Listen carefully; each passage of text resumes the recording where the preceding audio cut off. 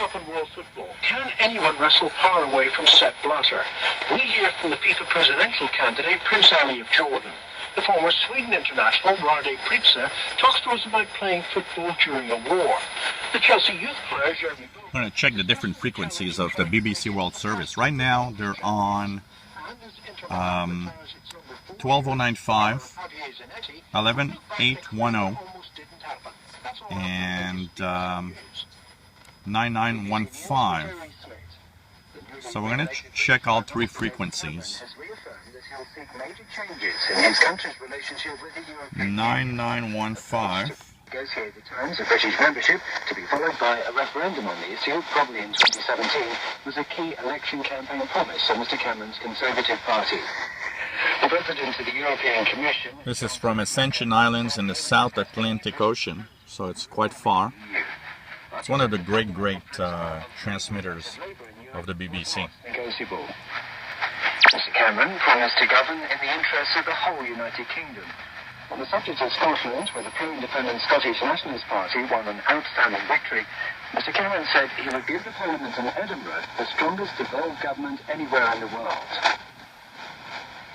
The Saudi-led coalition waging an air war against Houthi rebels in Yemen says it will begin a ceasefire on Tuesday. Now we'll go on 11810, which is also from Ascension Islands. It's unclear if the rebels will also stop fighting, and the Saudis say that if they don't, the truce will end. A former US government employee has been charged with trying to carry out a cyber attack to steal information on nuclear weapons from the Department of Energy. Charles Eccleston is accused of planning to accept money for passing on secrets to a foreign government. The US authorities were alerted to the plan after he approached a foreign embassy. Agents from the FBI then posed as representatives of the foreign government, offering him money to carry out the scheme. Scientists have warned of the danger posed by two lakes in Nepal and Tibet, formed as a result of last month's earthquake, after rivers were blocked by landslides. The scientists said the lakes could break through the artificial dams formed by the landslides and flood...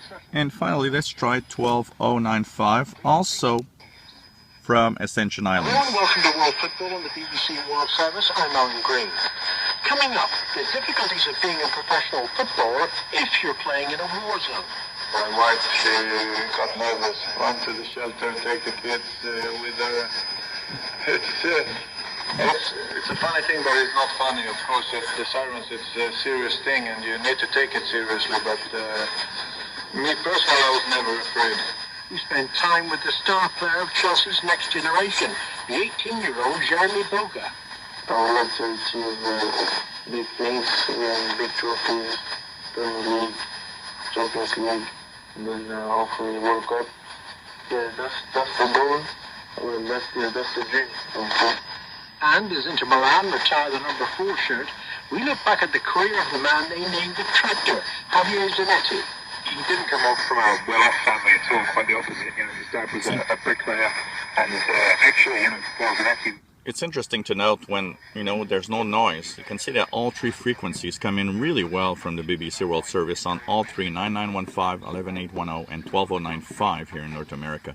But at home, when you have a lot of noise, 11810 is pretty much the best that I get. And it's very, very interesting to see. Imagine if we live in a world without noise. How fantastic our shortwave hobby, even if there's less stations today, would still be really, really cool.